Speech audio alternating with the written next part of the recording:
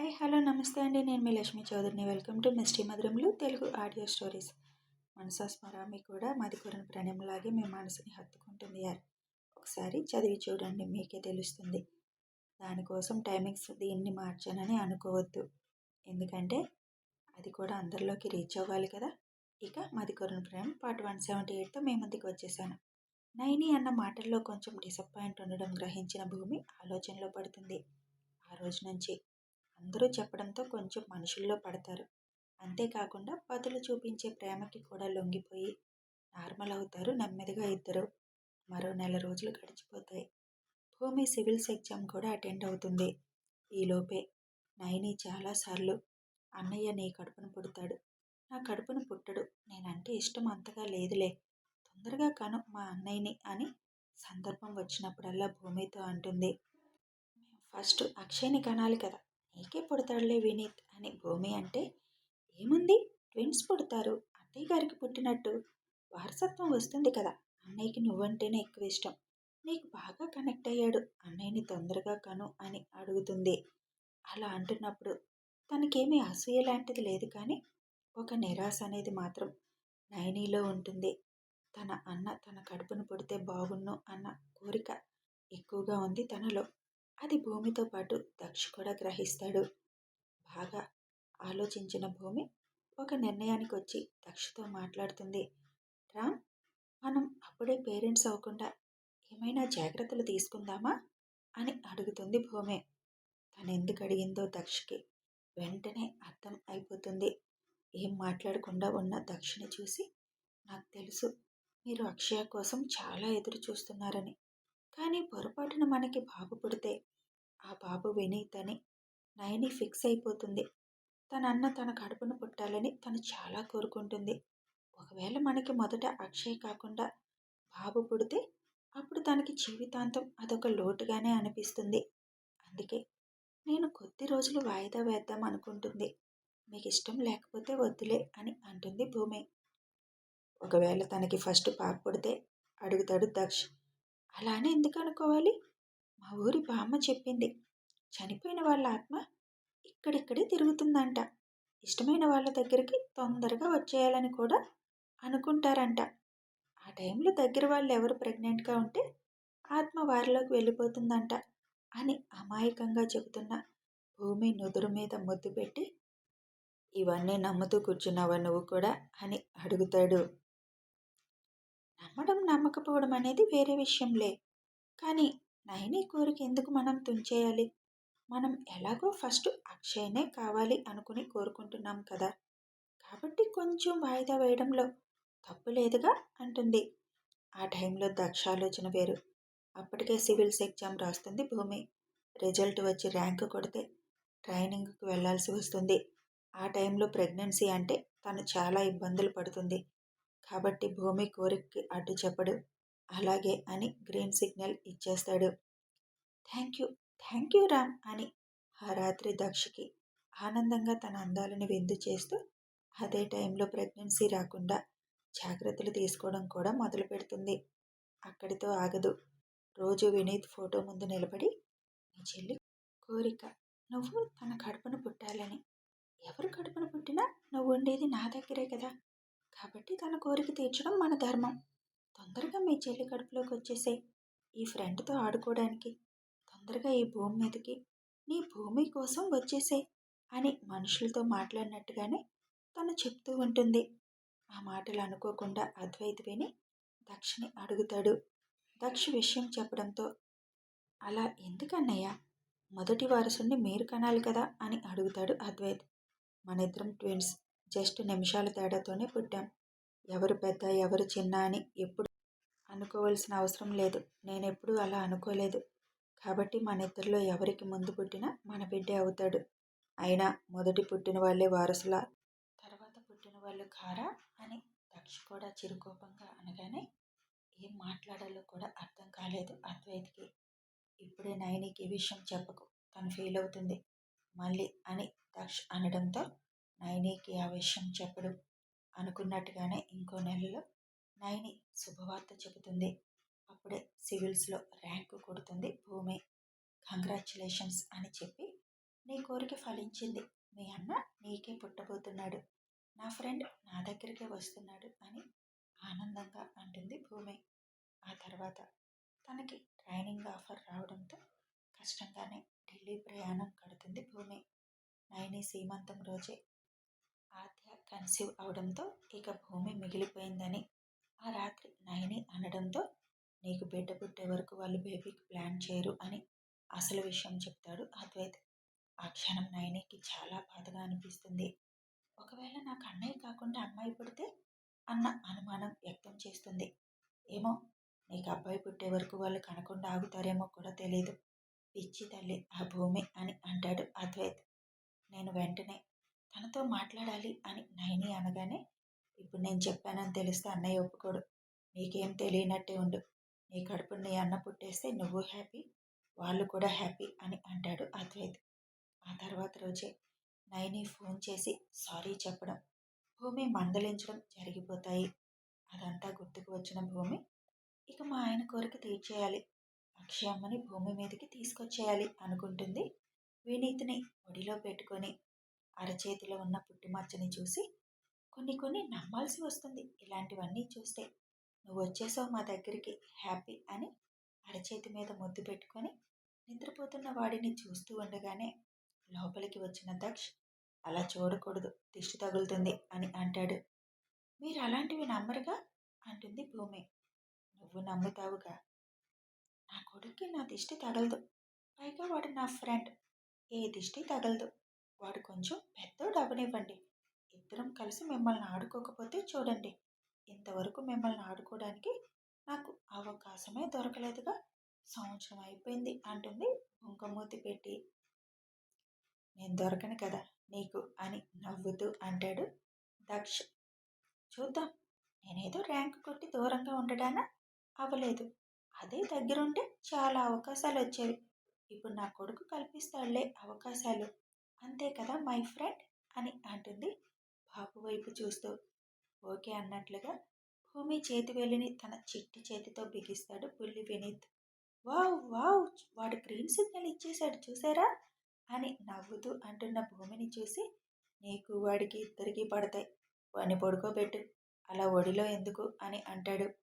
అవును, మీరేంటి భోజనం చేయకుండా వచ్చేశారు, నువ్వు ఒక్కదానివే తింటావా, తర్వాత ఇలాగే నన్ను మీ మాయలో పడేస్తారు అని అంటుండగానే సుప్రజ, వైజయంతి గారు లోపలికి వచ్చి వెళ్ళి భోజనం చేయండి మీ ఇద్దరు అని అంటారు. మా మేము ఇంటికి వెళ్ళిపోతాం, అక్కడ భోంచేస్తాంలే అని చెప్పి భూమిని తీసుకొని అద్వైత్కి చెప్పి వెళ్ళిపోతాడు దక్ష్. అప్పటికే విజయ్ ఆద్య వెళ్ళిపోతారు. డైరెక్ట్గా రెస్టారెంట్ ముందు కారు ఆపడంతో, మీకు రెస్టారెంట్ ఫుడ్ నచ్చదుగా, ఇంటికి వెళ్ళిపోదాంలే అంటుంది భూమి. టైం ఎంత అయిందో చూసావుగా, ఇక్కడ ఫుడ్ బాగుంటుందిలే పద అని లోపలికి తీసుకొని వెళ్తాడు. అదే హోటల్లో ఆకాష్, సోనియా కూడా పాపతో పాటు ఉంటారు. ఆకాష్ పెళ్లి చేసుకొని వచ్చాడని తెలుసు, కానీ ఇంతవరకు ఈ సంవత్సరంలో తనని కలిసింది లేదు భూమి. ఆకాష్ కూడా వాళ్ళకి తారసపడాలి అని అనుకోలేదు. భూమి వాళ్ళు రావడం చూసి వెంటనే మొహం పక్కకి తిప్పేసుకుంటాడు ఆకాష్. కానీ సోనియా మాత్రం, ఎన్ని రోజులు అలా మొహం దాచుకొని ఉంటావు ఆకాష్, ఇదే ఊర్లో ఉండాల్సిన వాళ్ళం, మనం ఎప్పుడో ఒకప్పుడు తారసపడుతూనే ఉంటాం కదా, మరి అలాంటప్పుడు అలా మొహం చాటేసుకోవడం ఎందుకు, నీకేదైనా గిల్టీ ఫీలింగ్ ఉంటే డైరెక్ట్గా వెళ్ళి మాట్లాడి క్లియర్ చేసుకోవచ్చు కదా అని అంటుంది సోనియా. అలాంటిదేమీ లేదులే అని ఆకాష్ అంటుంటే, లేనప్పుడు మరి సంవత్సరం అవుతున్నా ఇంకా నువ్వు నన్ను మనస్ఫూర్తిగా యాక్సెప్ట్ చేయలేకపోతున్నావు అని బాధగా అంటుంది సోనియా. ఎందుకు యాక్సెప్ట్ చేయలేదు సోను, మన ఇద్దరి మధ్య ఏ అడ్డు లేదు కదా ఇప్పుడు అని అంటాడు ఆకాష్. కోర్స్ ఏ అడ్డు లేదు, కానీ ఆ అడ్డు తొలగించింది కేవలం నేను బాధపడతాను అని, మనిద్దరం దూరంగా ఉంటున్నామని మీ అమ్మగారికి తెలిస్తే దానిని అవకాశంగా తీసుకొని ఏదో ఒకటి చేస్తుంది అన్న ఆలోచనతో నువ్వు నాకు దగ్గర అవుతున్నావు. కానీ నిజం చెప్పు, మనస్ఫూర్తిగా నువ్వు నన్ను దగ్గరికి తీసుకుంటున్నావా అని అడుగుతుంది సోనియా. కోర్స్ సోను, ఎవరి కోసమో నేను నిన్ను దగ్గరికి తీసుకోలేదు, నీ ప్రేమని ఫీల్ అవ్వడానికి మాత్రమే దగ్గరికి తీసుకున్నాను. కానీ నేను నీ ప్రేమను ఫీల్ అవ్వడం లేదు ఆకాష్ అని అంటుంది సోనియా బాధగా. ఏమంటున్నావు? ఇంకా నేను తనని ప్రేమిస్తున్నాను అనుకుంటున్నావా? ఇప్పుడు నా మనసులో ఉన్నది భార్యగా నువ్వే అంటాడు ఆకాష్. అది నేను కాదని అనను. కానీ నీలో ఏదో సంథింగ్ ఫీలింగ్, దానివల్ల పూర్తిగా నువ్వు నీ ప్రేమని నాకు మాత్రం అందించడం లేదు. కేవలం మన మధ్య భార్యాభర్తల బంధమే కనిపిస్తుంది. ప్రేమ బంధం కనిపించడం లేదు. నాకు నీ పూర్తి ప్రేమ కావాలి ఆకాష్ అని అంటుంది. భూమిని తన మనసులో నుంచి తీసేస్తాడు కానీ తన వల్ల భూమి చాలా మాటలు పడిందన్న గిల్టీ ఫీలింగ్ ఒకటి ఆకాష్లో చాలా ఉండిపోతుంది. భూమి తనని ఒక తప్పుడు వ్యక్తిగానే అనుకుంటుంది అన్న ఆలోచన మాత్రం ఉండిపోయింది. దానివల్లేమో సోను తన ప్రేమను ఫీల్ అవ్వడం లేదు అని అర్థమైపోతుంది ఆకాష్కి. వెళ్ళండి ఆకాష్, నేను విన్నంత వరకు వాళ్ళిద్దరూ మంచి వ్యక్తులే. మీరు పెళ్లి చేసుకొని ఒక బిడ్డకి తండ్రి అయ్యారని తెలిసాక కూడా మిమ్మల్ని తప్పుగా అనుకుంటారని నేను అనుకోవడం లేదు. మీ మనసులో ఉన్నది ఏదో బాధ వాళ్ళకి చెప్పి క్లియర్ చేసేసుకోండి అని సోనియా అనగానే భూమి దక్ష వైపు ఒకసారి చూస్తాడు. ప్రపంచంలో ఉన్న సంతోషం అంతా తన మొహంలో ఉన్నట్లుగా క్లియర్గా తెలిసిపోతుంటే డెఫినెట్గా నేను తనని పెళ్లి చేసుకుంటే ఆ సంతోషం అయితే తనకు ఉండేది కాదు. తన గురించి వాళ్ళిద్దరూ తప్పుగా అనుకోకూడదు, ఇక్కడితో క్లియర్ అయిపోవాలి అనుకుని వాళ్ళు తినే వరకు ఆగి తిన్నాక వాళ్ళు ముందుకు వెళ్ళి నిలబడతాడు పాపతో సహా. హోటల్లో అడుగుపెట్టిన దగ్గర నుంచి ఆకాశం ఉన్నాడని గమనించిన దక్ష్ భూమితో మాట్లాడడానికి వస్తాడని ఎక్స్పెక్ట్ చేశాడు. సడన్గా తమ ముందుకి ఒకరొచ్చి నుంచోవడం గమనించి తలెత్తి చూసిన భూమి అక్కడ ఆకాశ్ ఉండడం చూసి వెళ్దామారా అని అంటుంది. ఓకే అని దక్ష్ లేచి నిలబడిపోతుంటే, దక్షత్, ఒక 5 నిమిషాలు మీ భార్యతో మాట్లాడే అవకాశం ఇస్తారా? జస్ట్ 5 మినిట్స్ అని అడుగుతాడు ఆకాష్. భూమి వైపు దక్ష్ చూడగానే వద్దు అన్నట్లు తల ఊపుతుంది. ఒకసారి విను, తనేం చెప్పాలి అనుకుంటున్నాడు. తన చేతిలో బిడ్డతో సహా వచ్చాడు నీ దగ్గరికి అంటే ఎందుకు వచ్చాడో నువ్వు కూడా తెలుసుకోవాలి కదా అని పర్సనల్గా మాట్లాడతావా ఆకాష్ అడుగుతాడు స్మూత్ వాయిస్తో. దక్షత్ నుంచి అలాంటి రెస్పాండ్ ఎక్స్పెక్ట్ చేయని ఆకాష్ థ్యాంక్ యూ, కానీ పర్సనల్గా మాట్లాడే అంత అవసరమేమీ లేదు, మీరు కూడా ఉండొచ్చు అని అంటాడు. ఓకే సిట్ అని అనడంతో ఆకాష్ కూర్చుంటాడు. ఆకాష్ చేతిలో ఉన్న 15 నెలల పాప కేరింతలు కొడుతుంటే చిన్నపిల్లలంటే బాగా ఇష్టం ఉన్న భూమి చూపు ఆ పిల్ల మీద పడుతుంది. తను నా కూతురు భువిక అని చెబుతాడు ఆకాష్. ఆ పేరు విని ఆశ్చర్యపోతూ పెద్దవాళ్ళ తప్పులని చిన్నపిల్ల మీద చూపించలేక పైగా తన వైపు చేతులు ఆడిస్తూ కేరింతలు కొడుతున్న ఆ పాపని చేతిలోకి తీసుకుంటుంది భూమి. యాక్చువల్లీ భూమిక అనే పెట్టాలి అనుకున్నాను, కానీ కొద్దిగా మార్చాను అని ఆకాష్ అనగానే ఒక సీరియస్ లుక్ ఇస్తుంది ఆకాష్ వైపు భూమి. దక్ష్ ఆ చూపు చూసి నవ్వుకుంటూ ఫోన్లో నిమగ్నం అయిపోతే సోను కమ్ అని పిలుస్తాడు ఆకాష్. సోను అక్కడికి రాగానే తను నా భార్య సోనియా అని పరిచయం చేసి కూర్చో సోను అని అంటాడు. మీరు చాలా అందంగా ఉన్నారు భూమిక గారు. ఆకాష్ చెప్తే మీ గురించి ఏదో అనుకున్నాను, కానీ ఏంజెల్లా ఉన్నారు. అందుకే నా కూతురు మీ దగ్గరికి దూకినట్టుంది అని నవ్వుతూ అంటుంది సోనియా. భూమి ఏం మాట్లాడలేక సైలెంట్గా కూర్చుంటుంది. నువ్వేం మాట్లాడాలనుకుంటున్నావో మాట్లాడు ఆకాష్, నువ్వు అడిగిన టైం అయిపోతుంది అని భూమి అక్కడ కొంచెం ఇబ్బందిగా ఫీల్ అవ్వడం గమనించిన దక్ష్ చెబుతాడు. భూమి, నన్ను క్షమించు. ఆ రోజు మా అమ్మ అన్ని మాటలు నిన్ను అనడానికి కారణం నేను పిరికివాడిగా మారి నీ మీద తప్పు తోయడం వల్లే. అది చాలా తప్పు. ఆ తర్వాత చాలాసార్లు నీకు సారీ చెప్పాలని అనుకున్నాను, కానీ నీ దరిదాపుల్లో కూడా ఎవరూ రాలేనంత రక్షణ వలయం దక్షత్ నీ చుట్టూ పెట్టేశాడు. చాలా ప్రయత్నించాను నీకొక్కసారి కనిపించి సారీ చెప్పాలి అని, కానీ కుదరలేదు. తర్వాత ఇక్కడ ఉండాలి అనిపించలేదు, వెళ్ళిపోయాను. కానీ నాకు గిల్టీ ఫీలింగ్ అలాగే ఉండిపోయింది. ఆ రోజు నువ్వు నన్ను చూసిన చూపు ఇంకా నా గుండెల్లో గుచ్చుకుంటూనే ఉంది. ఒకటి మాత్రం నిజం చెప్తున్నాను భూమి, నిన్ను ప్రేమించడం నిజమే, చాలా ఇష్టపడ్డాను. స్టడీస్ అయిపోయాక ఉద్యోగం సంపాదించాక ఎలా అయినా హర్ష అంకుల్తో మాట్లాడి నిన్ను నేను పెళ్లి చేసుకోవాలి అని కూడా అనుకున్నాను. ఆ ఇంటి వారసుల్లో ఒకరు నిన్ను పెళ్లి చేసుకుంటారని నేను ఊహించలేదు. ఎందుకంటే కేవలం ఆశ్రయం తీసుకొని ఉంటున్నావు కదా ఆ ఇంట్లో. ఆ ఇంటి మనుషుల్ని నువ్వెప్పుడు సార్ అంటూనే గౌరవిస్తావు కదా. డెఫినెట్గా నువ్వు వాళ్ళని పెళ్లి చేసుకోవు అన్న ఆలోచనలోనే ఉండిపోయాను. నా ప్రేమ అబద్ధం కాదు భూమి. టైం పాస్ కోసం ప్రేమించలేదు. నీ వెనక పడలేదు. ఎందుకో నిన్ను చూడగానే నువ్వు నాకు కావాలి అనిపించింది. నా హృదయం కూడా స్పందించింది. అంతకుముందు నేను ఎవరినీ ఇష్టపడలేదు. ఆ తర్వాత కూడా ఎవరినీ ఇష్టపడలేదు. నా గుండెల్లో నిన్ను మాత్రమే నింపుకున్నాను. కానీ లేటుగా రియలైజ్ అయ్యాను. ప్రేమించినప్పుడు ఆమెకి సెక్యూర్డ్గా కూడా ఉండాలి అని.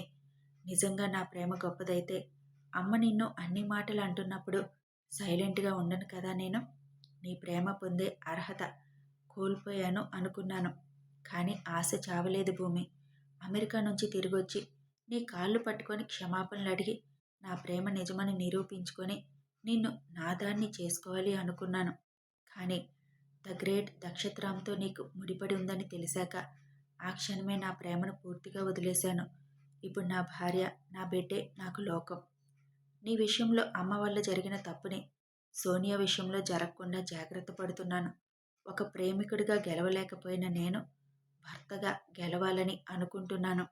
కానీ నా మనసులో ఎక్కడో ఇంకా చిన్న బాధ, గిల్టీ ఫీలింగ్. నిన్ను క్షమాపణ అడిగి నువ్వు క్షమిస్తే ఆ గిల్టీ ఫీలింగ్ పోతుంది అని తెలిసినా ధైర్యం చేసి నీ ముందుకి రాలేకపోయాను. నువ్వు నన్ను అసహ్యమైన చూపుతో చూస్తే తట్టుకోలేను. నన్ను క్షమిస్తావా భూమి?